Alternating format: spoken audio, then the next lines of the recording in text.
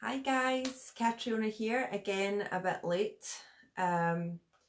just because setting up we're having to move our whole living room around, which is quite funny, and then Helmut's still trying to fix the background so I'm going to let him crack on with that, and you should see some images popping up behind me shortly. So hi folks who are joining, we're just going to sit and hang on while we wait for some others to join in, because tonight is our Outlander chat and we're going to be talking about Last Words, which was the last Outlander episode for season 5. So if you haven't watched episode 8 of season 5 yet, you may as well go away because I might ruin you.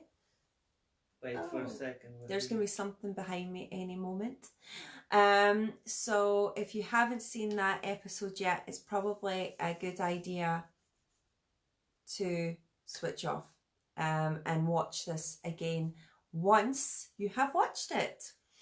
So we have been part of the Outlander journey since the beginning, practically. Yes, Bonnie, Outlander. So it's only right that we're doing a little kind of synopsis of what we thought about the last episode. I've read the book as well, so how I feel that feeds in. And obviously it'd be great if you guys, wherever you are in the world, would like to join in with the discussion. So again, I'm just going to wait another few moments just to see, because I see we've got Taylor has just joined, we've got Karen, Denise is just in, Isle of Mull Oysters, and we've got Amanda over on Facebook. So we've got a few folks starting to join in. So let's give us all, I want to see everybody. Hi Donna. First of all, for everybody who's watched it, now I have warned you all, so if I give you any spoilers from this point, it's not my fault. For everybody who's watched episode 8, if you can just do likes just now, or thumbs down, thumbs up, whatever you thought about it. Start now. I want to see all the love or not so love for that particular episode. I just want to see, gauging from what thumbs up, thumbs down, hearts, what you thought of the last episode. So we've got some likes starting to come in, quite a lot of likes coming in. And over on Instagram, what we thinking? Oh, you're not getting any sound, Taylor. Is anybody else getting sound? Can you check? Oh, you can. Is that working? Fingers crossed. So we've got Kate, you're in. Okay, Taylor's just watched it. Hi, share. So keep the love going. Come on, let's go. Let's go. Karen's just liked, so I'm over on Instagram, so I don't know what the score is. So can everybody on Instagram hear me? If you can hear me, just give me a wee note, a wee comment, just so I know you can all hear me. But it seems that everybody over on Facebook is hearing me fine. So there you go. Okay, so it looks like we've got lots of love for the episode, as you would expect. And I'm going to do another wee quick check. What do you guys think of the season so far? So season 5. Start your loves and your whatever you think, whatever comment you think. Just so I can get a gauge of what people are thinking about the current season. So over on Instagram as well, give me some likes if you're enjoying Outlander season 5 already. And we've got Ian. Hi Ian. So we've still got some more. Come on, more love, more love. I want this to be a really, really, really interactive session because it's quite unusual for me. Usually I have these chats with my customers while we're in the vehicle, and it's really weird. So I'm going to be literally relying on you guys to see what you're thinking of these things as well. So, as Karen said, Karen also thinks it's the best. The last episode was the best episode you think so far. Share, you also enjoying it, Laura? It's brilliant, so wonderful. I have to say, last episode, not last episode, the episode before that, episode 6 with Murta and Jocasta was my favourite. So if we have any Jocasta and Murta love, go for it, because that was one of the most beautiful scenes, I think, in Jocasta reliving the rising and losing her daughter. So that was quite special to me. The last episode was really good because it kind of shows, I thought it was quite good just to show shell shock, essentially, and what it must be like to have a near-death experience through violence.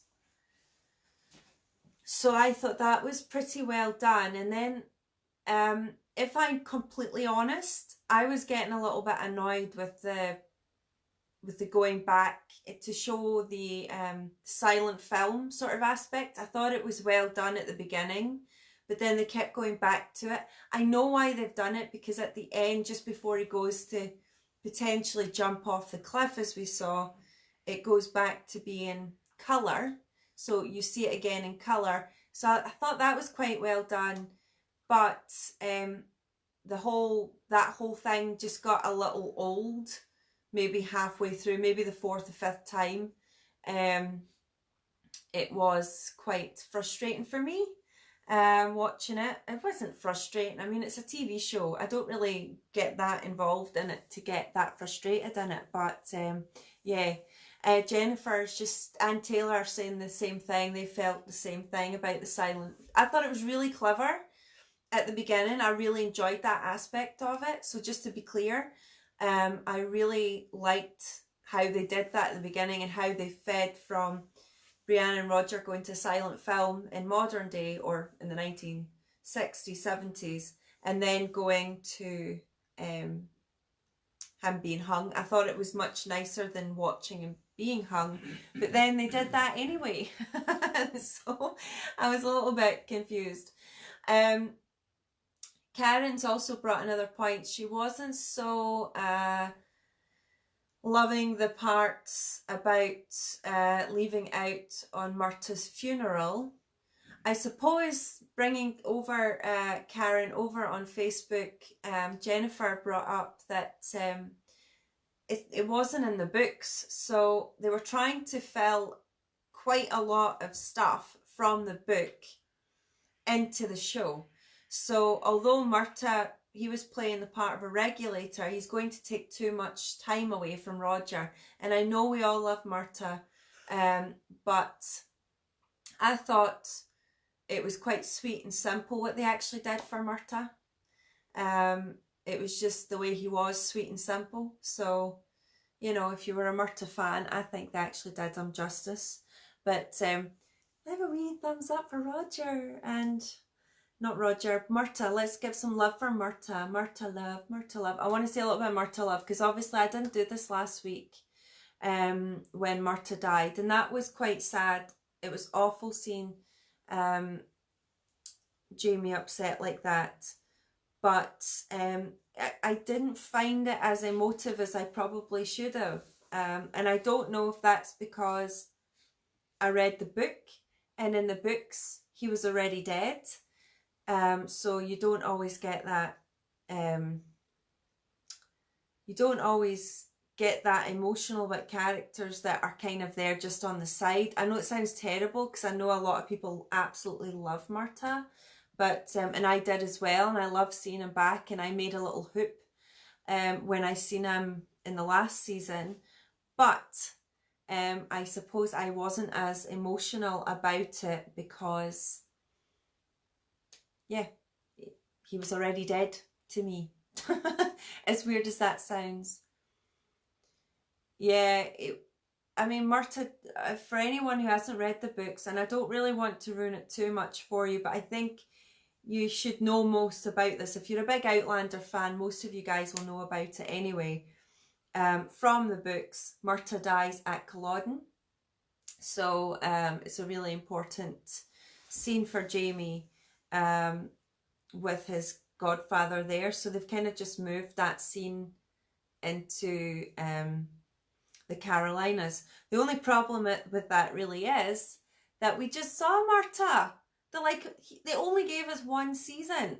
I thought they would at least give us a little bit longer.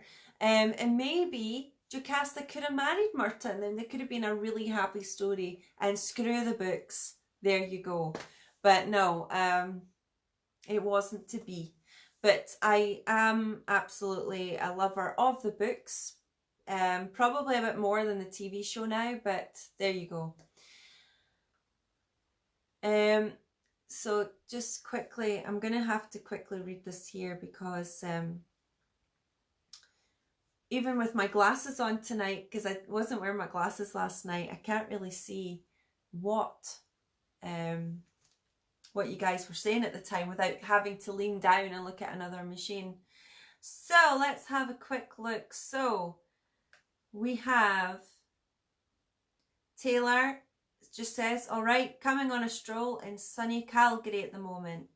I'm happily listening into the chat. So that's awesome. And you'll probably notice, guys, if you're friends with me on Facebook, I have just actually joined in the chat separately, which is quite funny. Laura, it broke your heart when Murtagh died. Yeah, it was pretty awful. Hello, Sean in Colorado. So Karen just says she thinks it is better that they kept Murtagh alive. So that's an absolutely valid opinion. Although I must say I didn't like him dead. That's not a nice way to put it, but I did find Jaime's part, I don't know. I found season 5 a little bit that it's kind of been struggling to keep a place for Murtagh. I don't know if you guys agree with me on that. It was like, we'll make him a regulator, and then it started to get a little bit complicated for them. So they I think they only wrote Murtagh in really to keep you guys happy. But yeah, it was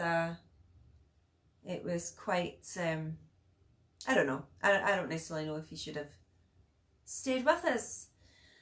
Next question, Maria's singing had me shedding a couple of tears last week. Yeah, it was actually, for me personally, that's what I was saying. Not last episode when Murtagh dies, but the episode before that, between Jocasta and Murtagh. I found that probably one of the most touching of the whole season so far.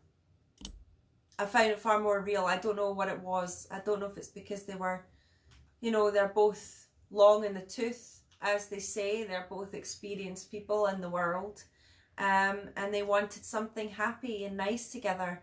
And it just wasn't meant to be. And I found that incredibly sad. So who's with me on that? I don't know. Let me know. Send me a wee like and a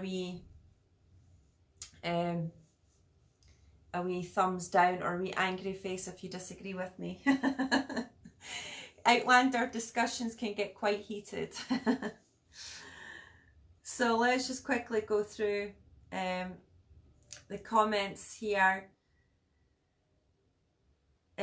Bonnie has made a good comment here, Bonnie. Enjoying it. The first season was exceptional, and we all tend to compare the following seasons. I've read all the books. I do not want it to end. So I think that's actually a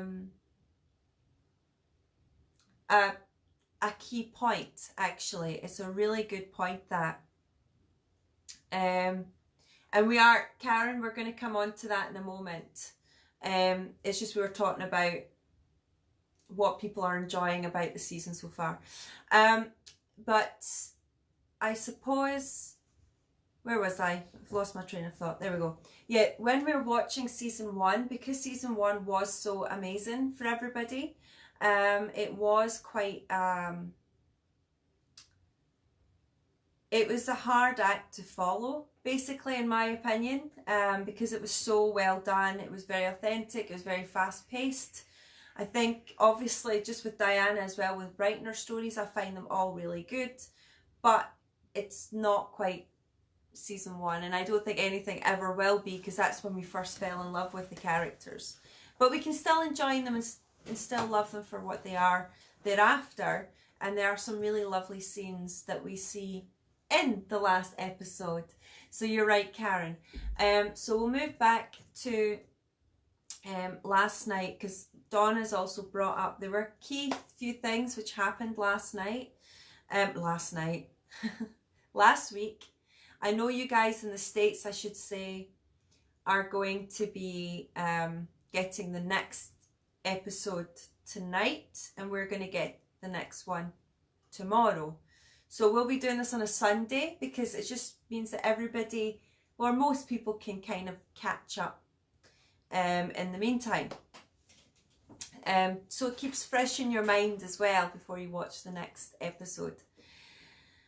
So there were a few things that happened in the last episode, episode 8, and that was, it was Myrta's funeral, sort of, with Jocasta singing a beautiful song, and we know from the previous episode, episode 7, that Roger was hung. We knew that. If you were a book reader, we knew that that was going to happen at some point, but it happened then, and well, we just saw Roger's feet dangling, and the peace handkerchief that Jamie had given him in his pocket was hanging out. So that's how we knew it was Roger. So we knew that was going to happen, and it was quite sweet as well, just the kind of Brianna and Roger scenes that we saw in this last episode as well. Something that we don't always see between the two of them. It seems sometimes it can feel a bit sideshow like to Jamie and Claire, but I thought this week it was really well done. And we also had wee Ian, or young Ian, show up again. Okay, so I'm not going to do too many spoilers on that, but obviously young Ian, as we know, in the end of the last season, ended up going to live with the Mohawk as a trade-off instead of Jamie / Roger. So it was a real point of excitement, but I was quite depressed, because Ian was quite depressed, and Ian is always such a happy character. He's always full of life, and he's always smiling, and he's got this like really cheeky grin on all the time. So this was a very different Ian that we saw, and what I can see what they were trying to do. They were trying to take two men or male characters who've got pain and suffering of some kind and put them together to sort it out. And that's exactly what happened. So without telling you exactly the full episode from start to finish, Roger's been hung. He's had to have it's called a trachea. I just call it a trachea, where Claire put a slit his throat to let the air come out, and that damaged his throat and his larynx here, so he couldn't speak, or he was having difficulty speaking, and it seemed weird. And he was always known for his voice his singing, and being able to communicate well, because he was, that's it, thank you, tracheotomy, because he was a university lecturer and professor. So that's, you know, it was his gift, and they keep referring to his gift being his voice throughout the episode. But obviously he's gone through incredible trauma, and he keeps reliving that, and he gets to a point where he wants to end it all. So that's pretty sad. And we think the whole way through that Roger is going to kill himself just after his first wedding anniversary with Bree. But in fact, he decides to fight. Bree had a really emotional plea, actually. She was pleading with him to fight, that she has also gone through similar trauma in her life. As we know, she was raped. So she had a lot to go through mentally. Was a physical and mental abuse that happened to her. So she could relate sort of to what Roger was going through. And so she was trying to get him to just fight like she did, whilst being patient at the same time. So that was quite important. So we go through that episode thinking that Roger is going to end it all, but he doesn't. And in fact, young Ian tries to kill himself. So that was quite emotional. But then he decides to keep on fighting after Roger uses his voice to speak to him for the first real time since he was hung. So that's pretty much from A to B as quickly as I could go.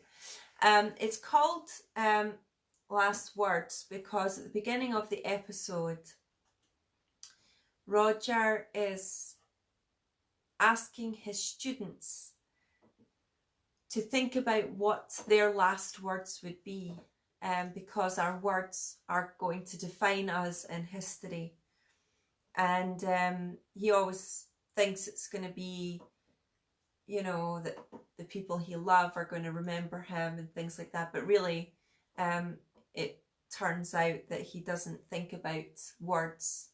He only sees a face, and that was Brianna. So that was a really nice scene. And then obviously they sing Sweet Clementine, Oh My Darling, Oh My Darling. They sing that song at the end with the credits going up, both Richard and Sophie. So that was quite nice, a wee tie-in. So it seems like everything they're tying all the kind of loose ends in the last episode. So what do you think? Oh, Marissa hasn't seen it yet. That's because you came in late. Love you too, over in Canada. Let me just have a look at any comments here.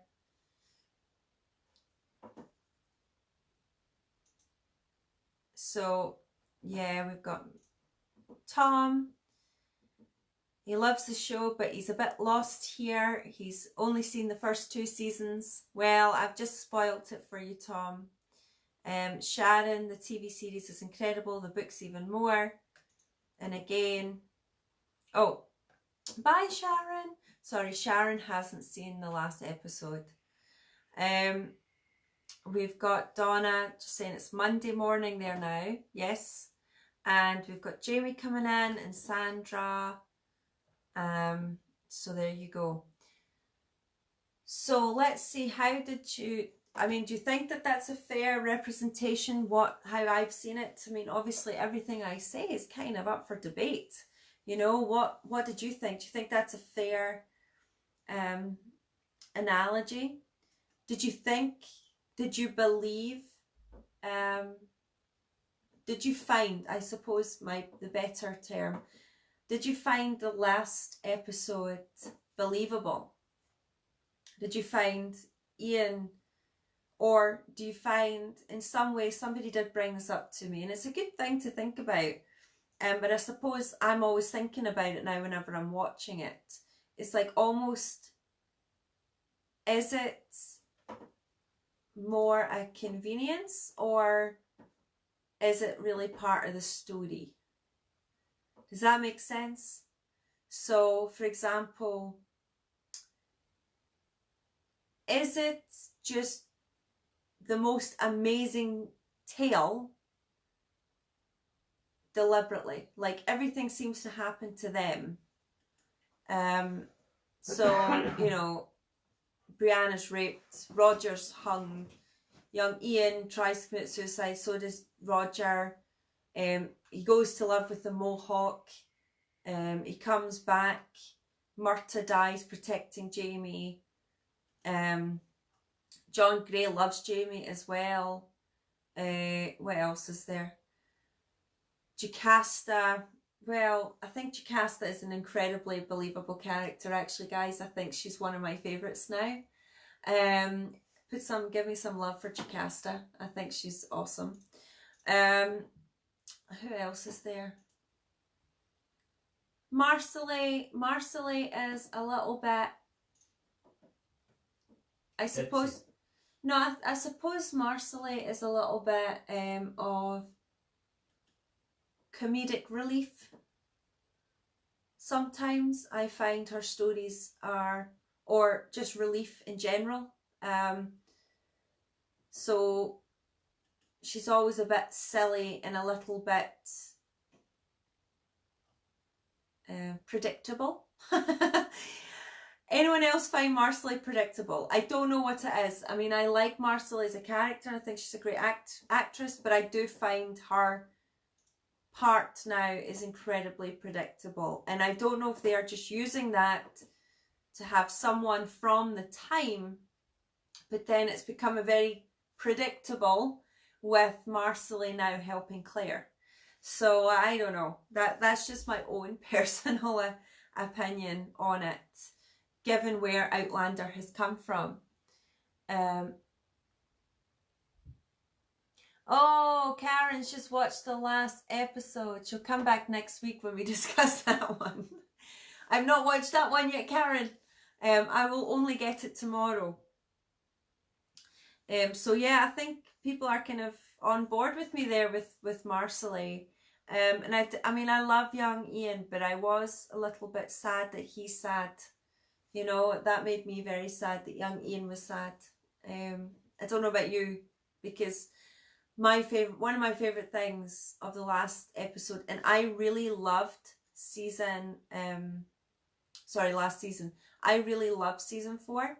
And one of my favorite things in season 4 was when Ian had gone to the Mohawk and he was just accepted and he did his little run down and his wee face was just so happy. Like, it was one of my happiest moments of the whole show. I've never seen such a happy face before. So I don't know about that. And then now he's back and I'm like, why? But anyway, I'm not going to go too far into the story for folks who've not seen the books just yet, just in case you're wondering or why I'm not going any further. But yeah, so have we got any questions that you'd like to ask me about the history? We got some Gaelic as well. I know we got some Gaelic in the last episode as well. That was pretty good. We also got some Gaelic with Jamie and Jemmy, which was quite nice. So, are we happy to see some Gaelic back, guys? A wee thumbs up. I mean, I suppose you want to see as much Scottish stuff that you can. Helmet, could we just change the background? To what? Mid-hope, I think. So we've got a few images in the back there. Can you see that? That is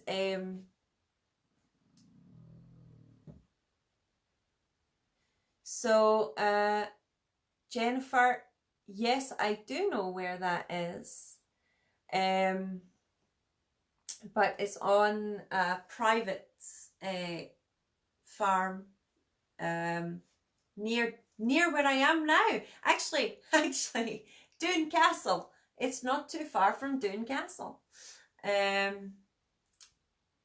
So if you don't mind, I don't know. I mean, when was it?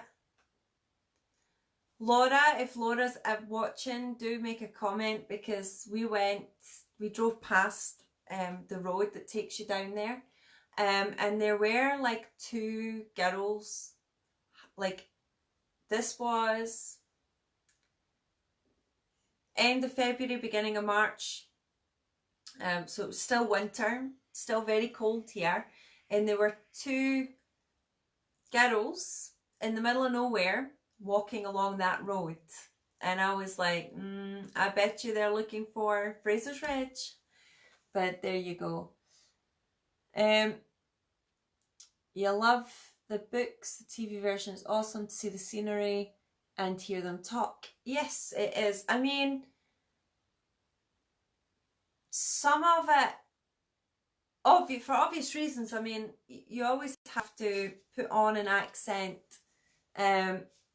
when you're an actor or an actress, because you're trying to be understood wherever you are. And I don't know what Helmut's doing behind me. He's working. He's Don't worry, we'll get there. He's going to get Lallybroch behind me, guys. Now you've just completely ruined my train of thought. Anyway, there were some girls in the middle of nowhere where they shouldn't have been. So that was a problem. And this was in winter. So you're just hearing me blether now because Helmut's like messing about behind me.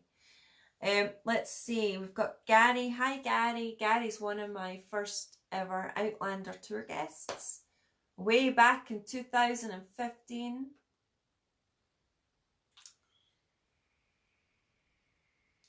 So Donna's like that. Oh gosh.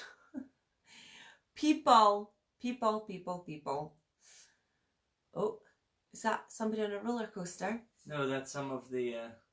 Oh.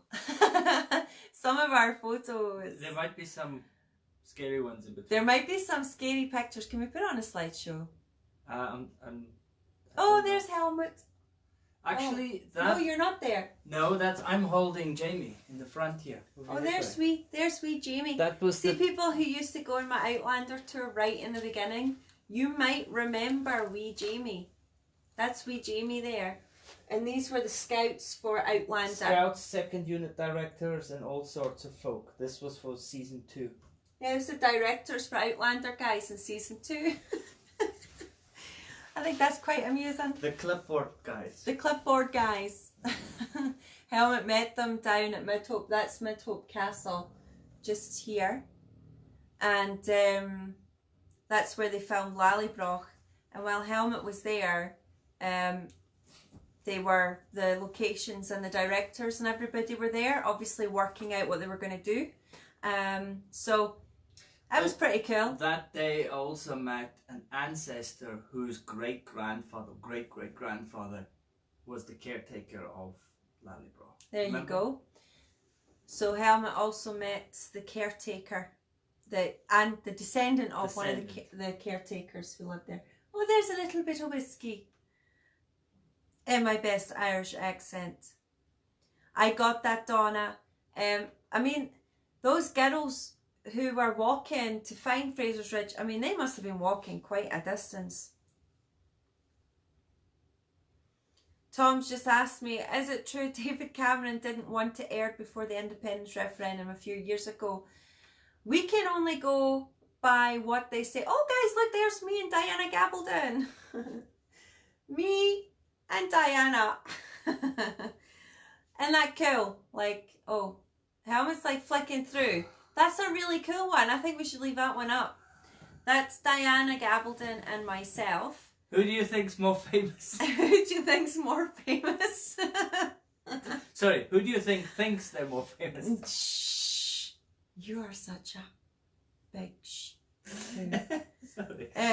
Anyway, so Jackie's just come in. Love you too. Hola, chica. I don't know how to say that in Spanish. I love you. We've got some Culloden behind us. There's inside Doon Castle. That was Yes, the wedding actually, Kate was there that day with Diana. That day with Diana that's not there right now because Helmut doesn't want me getting any frame. Where was that? That was, I think. Was that me inside?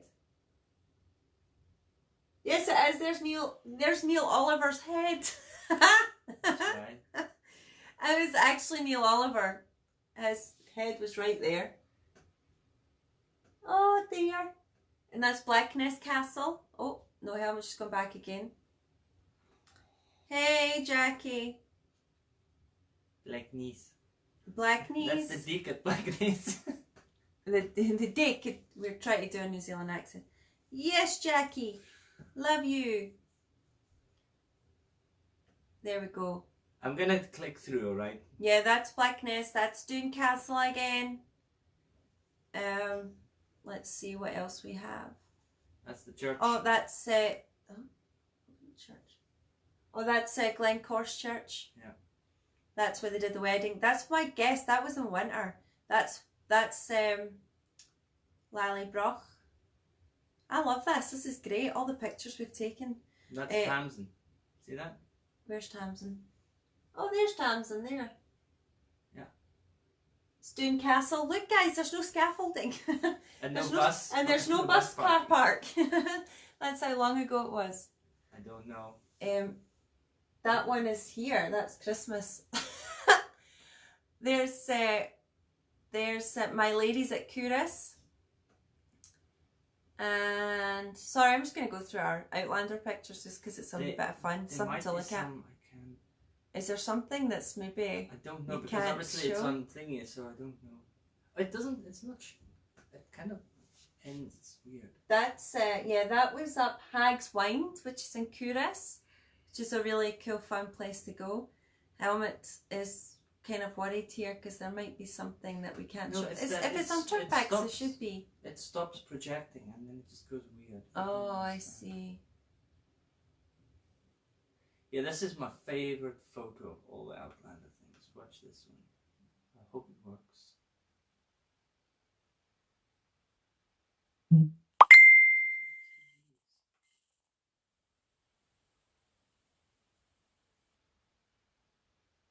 Here we go. So, sorry, Helmut's just trying to show us something. Kate always says as well, it's a good thing if you are going to visit Scotland in the future, hopefully, and the UK, you can go and see Carlisle, which is in England, and that's where they filmed the scenes of Wentworth, you know, when they're actually doing the hanging scene in season 1 with Jamie and when Blackjack comes through on the horse. So that was at Carlisle. Other than that, it was filmed at Linlithgow. And Kate and I have a lovely picture together at Linlithgow, don't we, Kate? There you go. I think it's died again. Yeah. Messing me around. It's messing. It's messing. It's messing. Anyway, so Go go on back. with the pictures. You carry on with your chit chat. I've got to carry on with my chit chat. So we all enjoyed season 5 so far. I think it's so far they're tying up, from what I can tell, they're tying up loose ends. I don't know about you guys if you think the same thing. And hope to see the next episode, which I haven't seen yet. So there we go. So everybody looking forward to watching episode 9.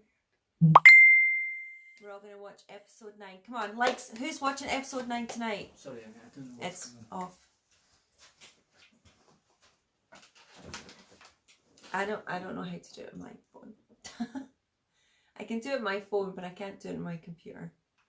So who's watching it? Let's see how many people are going to be watching it.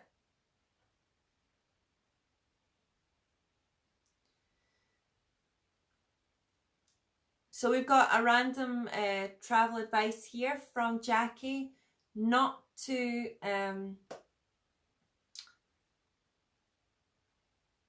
late. Hold on a minute. Catron, I know the festivals are cancelled, but do you think we'll still be able to visit? And I assume you mean August. Jackie, if you mean August, give me a thumbs up. Or write it in the comments. See, I've got a few thumbs up coming in. The honest answer to that question is I don't know. If everything will still... Oh, it's haunted! Right, helmet's over there now. Does this thing know where it goes? It just went on by itself. See that, guys? Like the craziest thing ever.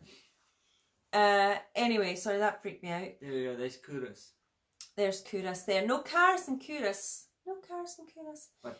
But anyway, so it looks like if you booked, everything should be okay. We'll come in August. And we're only keeping our fingers and all our toes crossed.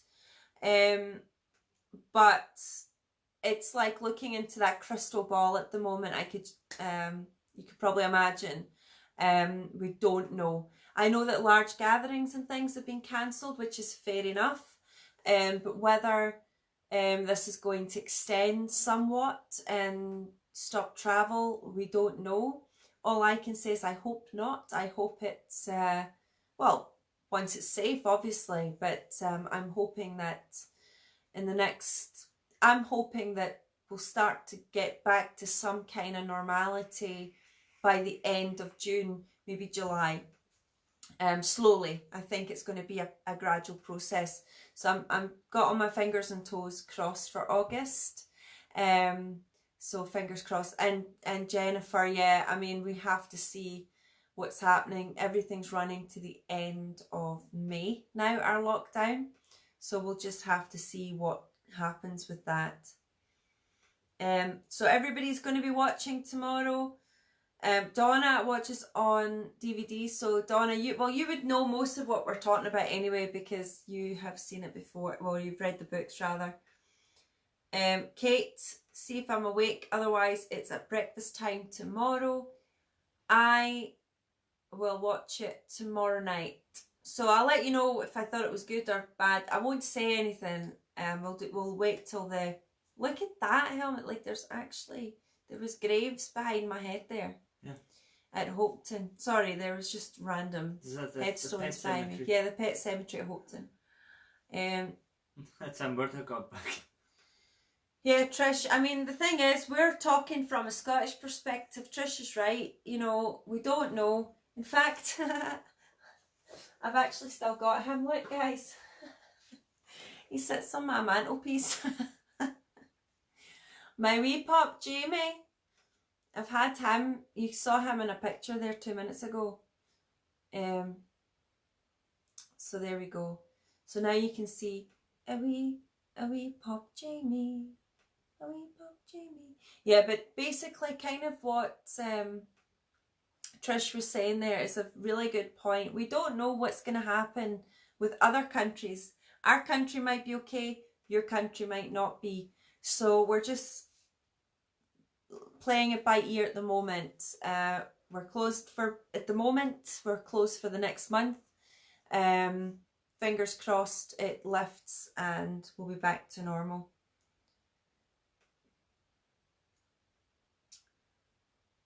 So yeah, we've got a few comments coming in just about the lockdown and having to maybe reschedule flights. Guys, if you are traveling, the best advice I could give you is speak to your insurance providers. So that's really my main advice. Because you don't know, like it all depends, like your insurance might not pay out. You want to make sure that you have everything in place. All your flights and everything are in order, and so that they can't back out and you're not going to be left losing out money and everything else. So it's actually my advice to start speaking to your insurance and your flight companies, because they might give you a better idea of what their policies are and what they're planning to do and not do as well. Because it's all good and well, you might not get here. Oh, me and Katrina. Oh, sorry guys. There's Katrina and Catriona. Katrina and Katrina. Katrina and Katrina. There we go. Sorry. That is Stirling Castle. Glencorse.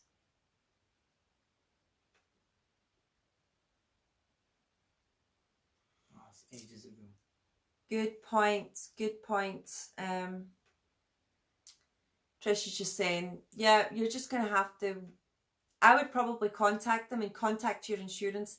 Anybody who's traveling, I know some travel insurances are not paying out. So, like, just check that. Oh, look, who cut me out? You did. Helmut cut me out the picture. I wanted just Jamie. Yeah, Helmut wanted just a picture of Jamie. Absolutely. I'm looking for that one picture. You carry on yapping. Hopton, sorry. I'm just looking at the time. We're nearly out of time. Let's see. Everybody's just mentioning about my Pop Jamie. Pop Jamie hasn't been signed because I took him out the box. You see? I didn't get Pop Claire. I have lots of Outlander stuff though. As you can imagine, I've got Outlander clothing, I've got Outlander jewellery, bracelets, charm bracelets, I've got Claire's riding jacket, so many things.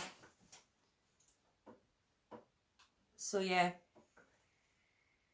But yeah, I suppose quickly getting back to the episode though, just before we finish up though.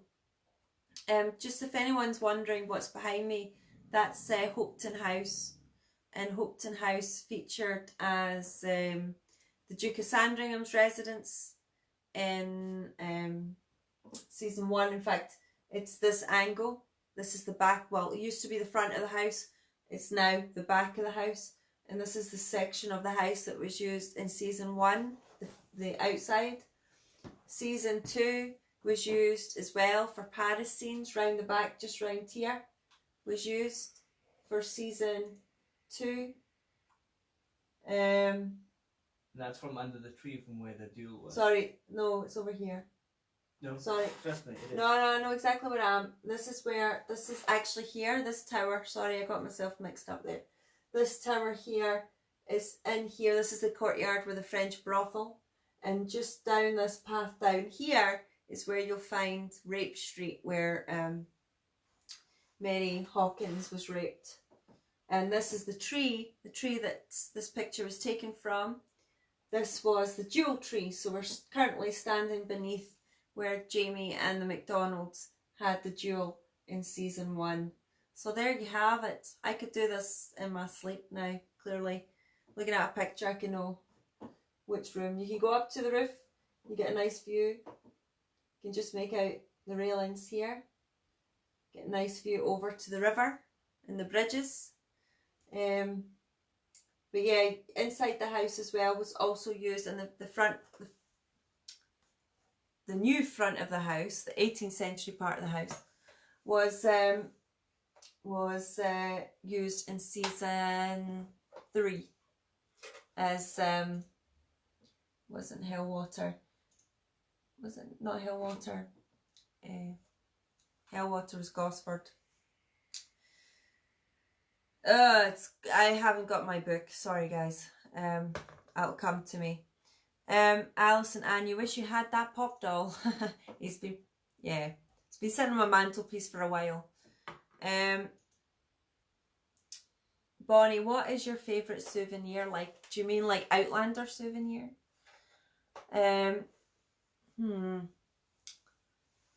Favourite Outlander souvenir? I suppose I don't really have a favourite per se, but and I don't have it. It's not on my person, but if I was looking to buy something, if you go to the little village of Falkland, which is where they filmed Inverness, there's a little shop which was used for the vase shop in season 1, and it's run by this lovely lady called Elizabeth, and it's called Fair Earth.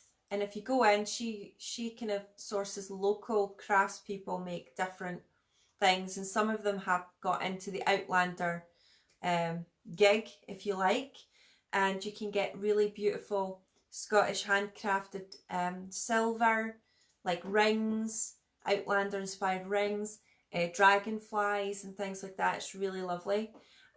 Or if you go to Curas, in Curas as well, you've got Graham, Harris Graham, our pal Graham.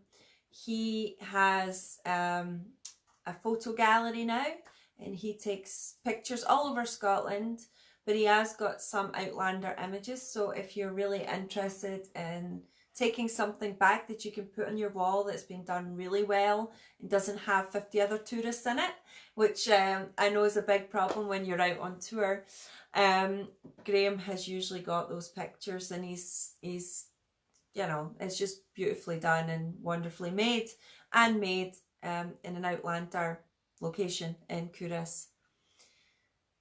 Jackie just said, I got 2 beautiful bracelets from Fair Earth.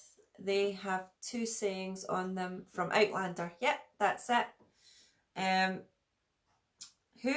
Tom's just asked me another random Outlander question. I got 2. Oh, wait a minute. Who is your favourite character in Outlander?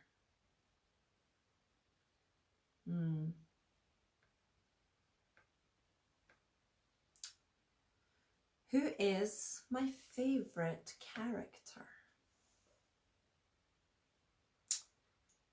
It's a hard one. It's a really hard one. I don't know.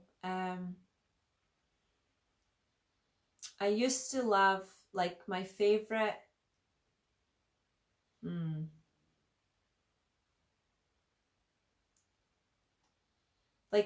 Like young Fergus. I used to love young Fergus. Oh, Tobias, of course. Tobias, yeah. I think you're onto something there, Kate. Tobias is probably my favourite too. Tobias, for anyone who doesn't know the actor's name, plays Blackjack and Frank in Outlander. He is, actually, you're probably right, I'm just so far removed from the first 2 seasons now. But yeah. So Jackie says, Murta for me apart from Claire and Jamie. Yeah, I mean, the thing about it is, and forgive me guys, because I'm probably going to get a lot of hate here. So, please, I want to see your reactions, right? I want to see your reactions. I want to see your valid reactions. Don't be nice, right? I want to know what you would say if I said that Jamie and Claire, I could do without them now. Go for it. I want to see your reactions. Go for it. Go for it. Go for it. Jackie. Lord John, Trish, perfect. Yeah, he is awesome. Come on, I just said I don't like Jamie and Claire, and I've got no angry faces. Where's my angry faces? No angry, there's not even one angry face. I think people are just pretending that I never said it.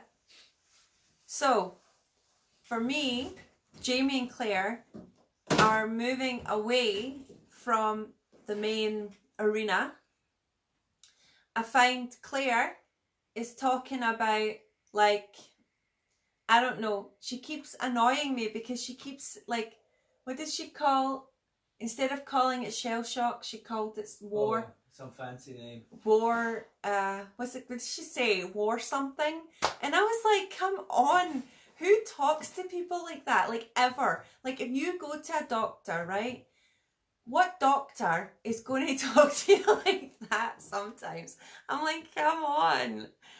sometimes it's not believable for me anymore. I think that's my problem. I can't see her as a doctor in a real situation anymore, because she's using words sometimes which are too far ahead, and I don't know why they're doing that, and it's not their fault. It must be like, I don't know, like a bad, I don't want to say it, I don't like being negative, but it's not, I find Jamie as well is a little bit, he's become a bit caricaturized of the character that we knew in season 1.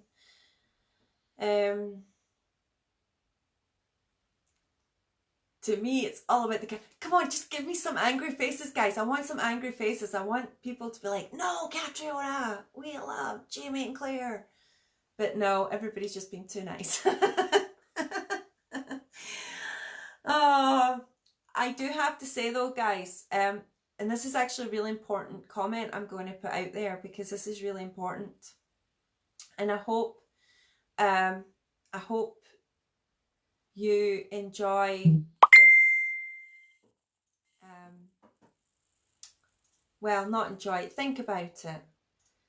So Outlander is this amazing big phenomenon, okay, which comes from a really beautifully, wonderfully written book series by an incredibly intelligent woman and talented woman as well.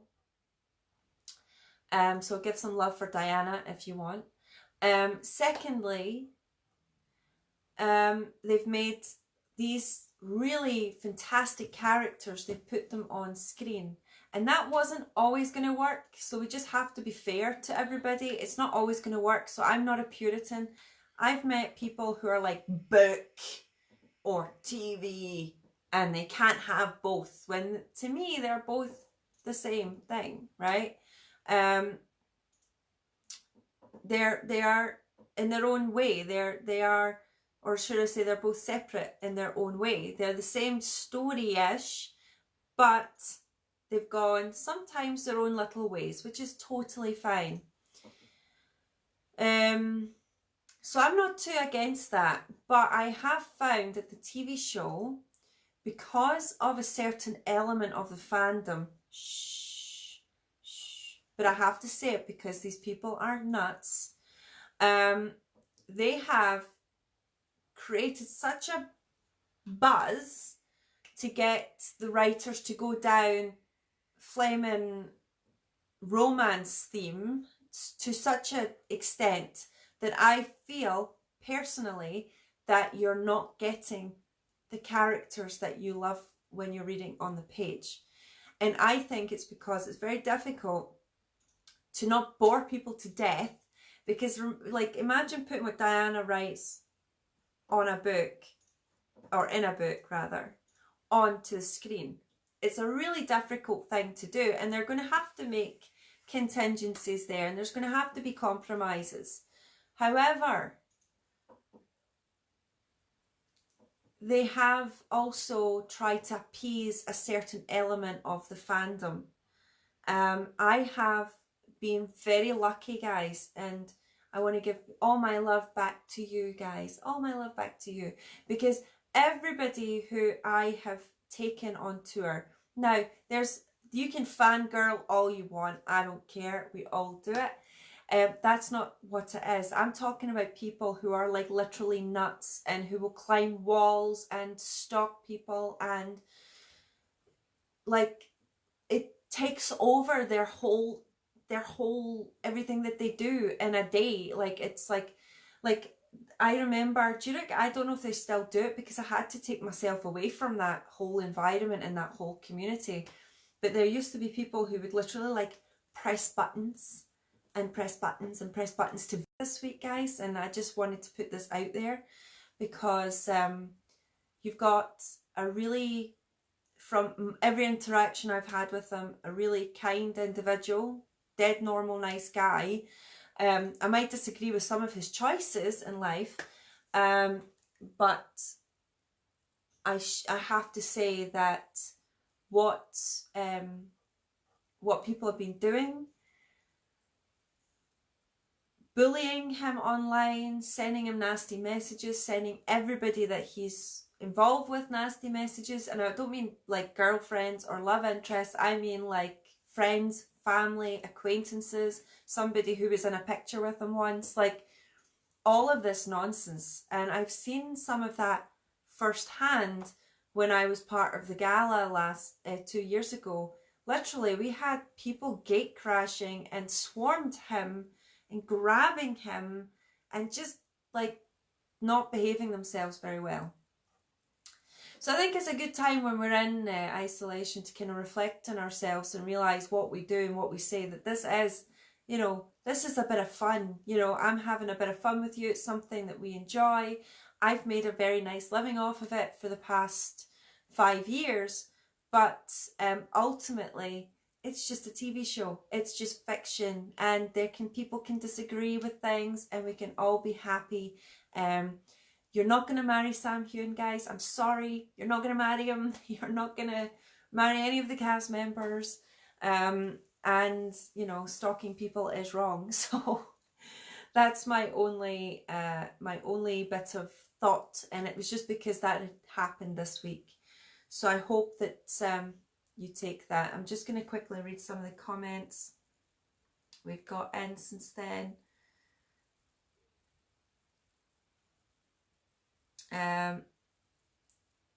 We've got, I love that, Jackie, your favourite Outlander character.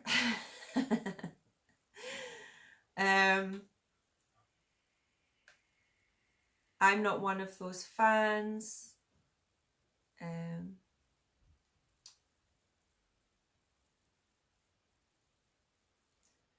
Yes, Jackie, shame on me.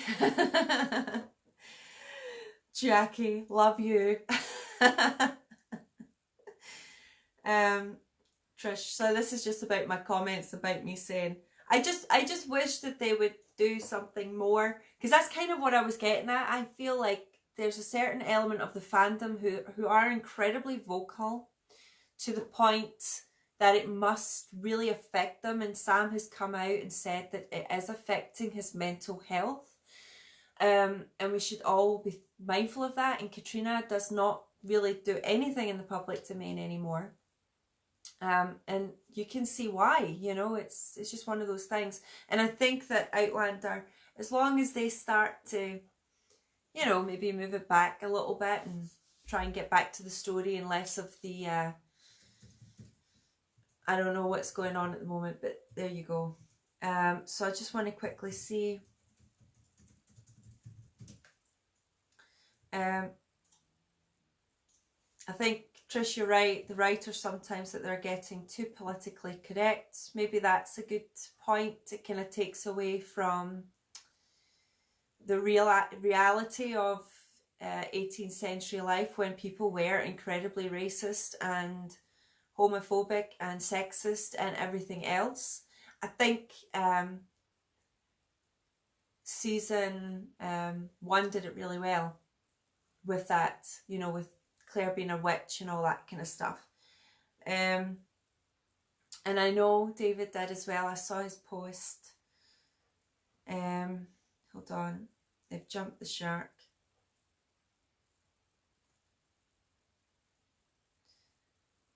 Yeah, the wacky ones, exactly. I know a lady who literally broke her hip trying to see the filming. Like, these guys are there to do a job, and they say to you, please keep your distance. Please, like, just let us get on with our work. We're trying to make you a great show. And then you get some, like, Looney Tunes running in there and trying to disrupt the things by trying to see Jamie and trying to take pictures and post it on social media. And I just find it really bizarre, personally, because it ruins it for everybody. I know that woman too, Kate. I know her because she shouted in my face one day. It was the most bizarre thing in my life. I was down at Dunure. They were filming the harbour scenes before they're going off to Jamaica. And I was standing there, and I was there for one of the Outlander groups, and I was taking some pictures and keeping my distance. And I know the drivers quite well, so I was chatting with them. And then I was, you know, I managed to get a free coffee out of it, so that was quite good. But anyway, at the end of it, Sam and Katrina came over to say hi to everybody, and it was very kind of them to do so. And the guy there, and all he said was, right guys, please stay on the pavement. We've got vehicles on the road, so if you just stay on the pavement, everybody will get a shot. Don't you worry. We just want to make sure you're all safe. Sam and Kate are coming to see us, and that was great. And next minute, I mean, everybody just swarmed, forgetting anything they told, forgetting any kind of social morality or propriety or anything like that. They went right in. And I was just standing, and Sam was like here, right here. And then that woman came right into my face, and she went, "Are you his PA?" And I was like, "Oh, no, but why don't you ask him? He's right there. It's really bizarre. Don't shout in my face." Then she took my picture with me and Sam, and then she took me out of it. And she just left my hat and made it her profile picture. Anyway, mental. Don't do stuff like that, guys. It's really bizarre. Sorry, that's me just going off on a tangent, but it's there is a time. I mean, I love Outlander and I love doing the tours, but there are days where I just sometimes feel like I can't because you just get to that point, and I know most of the guys get to that point when it gets really crazy. So anyway, so let's just go. So Jackie, it's a damn big series, and everything it brings to Scotland is great for us in tourism. And if it wasn't for your and the wee tours, I wouldn't have a lovely part of the country. I agree with what you're saying, fandom. Absolutely, absolutely. Outlander is done so much for Scotland, so much for tourism. But just here, we had one of our negative reviews was a lady who wasn't even on our tour, who we told to get off a wall one day because she was shouting, standing on a wall and screaming at some chickens and at Midhope Castle. So sometimes people lose their senses a wee bit, and just be mindful. I know you guys are not, because you were so nice to me. The moment I said, Jamie and Claire, you were all like, "Oh, it's okay. Life is bigger than Outlander," as much as we enjoy it. Let me just quickly read. I don't read those fan blogs. He's a great actor and also somebody's child. Absolutely, Bonnie. He absolutely is. As are they all. They're all human beings, and they need to get that respect. There's some weird shipping stuff. Like, I didn't even know what a shipper was, but I found out from my guests. And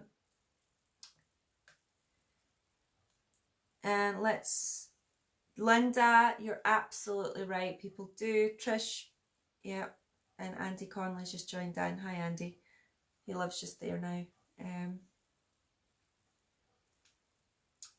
Seeing the damage to the areas of Scotland by those fanatics while I was there makes my blood boil, and a reason you stayed away from Skye. Sadly, I mean, this has turned quite negative. It's not supposed to be. I think most people are normal human beings, but I think it did come up this week, so I did think, because we're discussing Outlander, may as well get the message out there.